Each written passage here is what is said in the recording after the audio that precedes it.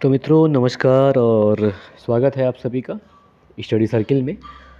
और आज हम पढ़ रहे हैं किगाली संशोधन के बारे में, जो कि वर्ष 2016 में हुआ था अक्टूबर में। किगाली यानी कि रवांडा देश की राजधानी, और ये अफ्रीका महाद्वीप में स्थित है ये। तो किगाली संशोधन यानी किगाली में एक संशोधन किया गया था, इसके लिए इसको किगाली संशोधन कहा जाता है। और अक्टूबर 2016 में ये हुआ था, और ये महत्वपूर्ण इसलिए हो गया है क्योंकि भारत सरकार के द्वारा अगस्त 2021 में जलवायु हानिकारक रेफ्रिजरेंट हाइड्रोफ्लोरोकार्बन यानी कि HFC को चरणबद्ध तरीके से कम करने के लिए मॉन्ट्रियल प्रोटोकॉल में किगाली संशोधन के अनुसमर्थन को मंजूरी प्रदान कर दी गई है। यानी कि जो किगाली संशोधन किया गया है ये मॉन्ट्रियल प्रोटोकॉल में किया गया है। अब ध्यान देने वाली बात है कि जो मॉन्ट्रियल प्रोटोकॉल किया गया था 16 सितंबर 1987 को, तो सन 1987 को इस पर हस्ताक्षर किया गया था, और 1 जनवरी 1989 यानी कि 1989 को मॉन्ट्रियल प्रोटोकॉल प्रभावी हुआ था।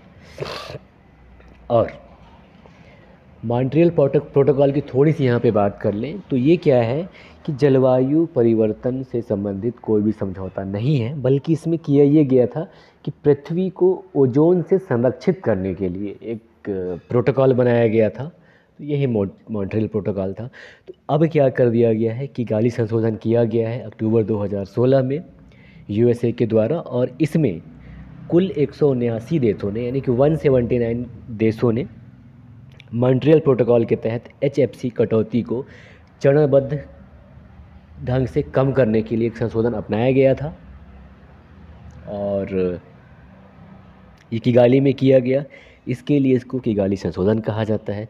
और ध्यान देने वाली बात है कि USA और चीन जैसे जो दुनिया के सबसे बड़े उत्पादक देश हैं और उपभोक्ता भी हैं हाइड्रोफ्लोरोकार्बन के, उनके द्वारा ये निर्णय लिए गए हैं, और ये बेहतर भविष्य के लिए एक बेहतर कदम है। और 122 देशों के द्वारा जुलाई 2021 के अंत तक किगाली संशोधन की पुष्टि की गई थी, और अगस्त 2021 में भारत ने भी इसकी पुष्टि कर दी गई है। अब बात करते हैं कि ठीक है, मॉन्ट्रियल प्रोटोकॉल में किगाली संशोधन की ज़रूरत पड़ी, लेकिन क्यों पड़ी?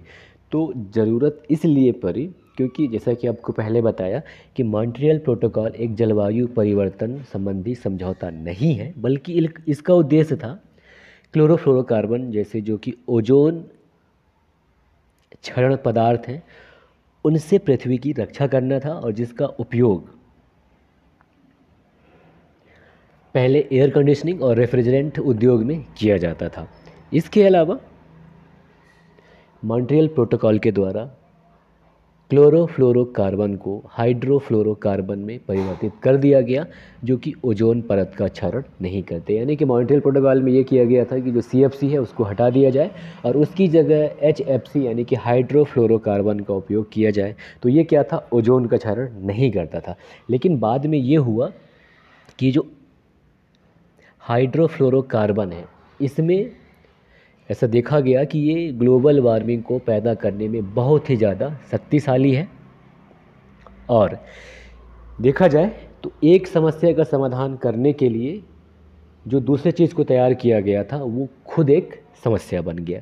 यानी कि CFC के द्वारा पृथ्वी को CFC को हटाकर HFC लाया गया, यानी कि क्लोरोफ्लोरोकार्बन को हटाया गया ओजोन संरक्षण के लिए, और उसकी जगह हाइड्रोफ्लोरोकार्बन लाया गया। और ये हाइड्रोफ्लोरोकार्बन बाद में क्या है, एक ग्लोबल वार्मिंग का प्रमुख कारण बन गया। इसके अलावा जो मॉन्ट्रियल प्रोटोकॉल का जो मूल प्रावधान है उसके तहत CFC को या फिर HFC को समाप्त नहीं कर सकते थे, इसीलिए किगाली संशोधन की ज़रूरत पड़ी ताकि हाइड्रोफ्लोरोकार्बन की कटौती को चरणबद्ध रूप से किया जा सके। अब हम बात कर लेते हैं कि जो मॉन्ट्रियल प्रोटोकॉल हुआ उसमें किगाली संशोधन में क्या हुआ। तो इसका जो उद्देश्य रखा गया था, उद्देश्य ये रखा गया कि हाइड्रोफ्लोरोकार्बन के उत्पादन और खपत में कटौती करना है। इसके अलावा चरणबद्ध तरीके से इसको कम करना है। और इसमें लक्ष्य सेट किया गया कि वर्ष 2047 तक हाइड्रोफ्लोरोकार्बन खपत में 80% से अधिक की कमी करना है। और इस जो संशोधन किया गया उसके तहत पहला ये कहा गया कि जितने भी विकसित देश हैं वो वर्ष 2019 से हाइड्रोफ्लोरोकार्बन्स की खपत कम करेंगे। तो जैसा कि आपको पहले ही बताया कि अक्टूबर 2016 में किगाली संशोधन किया जा चुका था, तो इसलिए कहा गया कि जितने भी विकसित देश हैं वर्ष 2019 से HFC की खपत कम करेंगे। और दूसरा ये कहा गया कि अधिकांश विकासशील देश वर्ष 2024 में जो उनकी खपत रहेगा उसको स्थिर कर देंगे। और ये भी कहा गया कि भारत समेत कुछ विकासशील देश अद्वितीय परिस्थितियों के साथ वर्ष 2028 में खपत को स्थिर कर देंगे। यानी कि शर्त डाल दिया गया कि भारत और कुछ अन्य विकासशील देश वर्ष 2028 के बाद इस HFC के उत्पादन और खपत को स्थिर कर देंगे। इसके अलावा ये जो किगाली संशोधन है इसके तहत कुछ देशों को जलवायु अनुकूल विकल्पों के संक्रमण में मदद करने के लिए वित्त पोषण भी प्रदान किया जाता है। यानी कि क्या है कि जब कोई भी देश एक तकनीक को छोड़कर दूसरे तकनीक की तरफ जाता है तो रिसर्च एंड डेवलपमेंट में बहुत ज़्यादा पैसा लगता है। तो चूंकि अब हर विकासशील देश के पास ज़्यादा पैसा नहीं होता, क्योंकि अगर पैसा होता तो विकासशील होता नहीं, यानी कि संसाधन अगर होता उस देश के पास तो विकासशील नहीं होता। ऐसी दशा में कि जब ऐसा कोई चेंजिंग होगा तो इस चीज़ के लिए वित्त पोषण की भी व्यवस्था की गई है। अब बात कर लें कि जो किगाली समझौता हुआ है, तो जैसा कि आपको बताया कि जो किगाली संशोधन है ये किया गया है मेनली हाइड्रोफ्लोरोकार्बन के उत्पादन और खपत को कम करने के लिए। और अगर हम बात करें कि जो ये समझौता हुआ है, ये संशोधन हुआ है, तो इससे भारत को क्या फ़ायदा होगा, तो थोड़ी सी हम पीछे की तरफ बात करें तो देखिए भारत क्या है कि वर्ष 1992 में जून के महीने में मॉन्ट्रियल प्रोटोकॉल अपनाने वाला देश बना। और उस समय से ही भारत के द्वारा मॉन्ट्रियल प्रोटोकॉल में होने वाली संशोधनों को मंजूरी दी जाती रही है। इसके अलावा भारत के द्वारा मॉन्ट्रियल प्रोटोकॉल अनुसूची के अनुसार जितने भी ओजोन क्षरण करने वाले पदार्थ हैं उनको हटाने के लक्ष्यों को सफलतापूर्वक पूरा भी कर लिया गया है। और अन्य महत्व की बात करें तो दूसरा महत्व ये है कि भारत वर्ष 2019 में कूलिंग एक्शन प्लान लॉन्च करने वाला विश्व का प्रथम देश है। कूलिंग एक्शन प्लान, तो ये जो योजना है इसका उद्देश्य था कूलिंग डिमांड को कम करना, यानी कि ऐसे घर का निर्माण करना जहां AC वगैरह की ज़रूरत कम से कम पड़े और रेफ्रिजरेट ट्रांजिशन को भी सक्षम करना।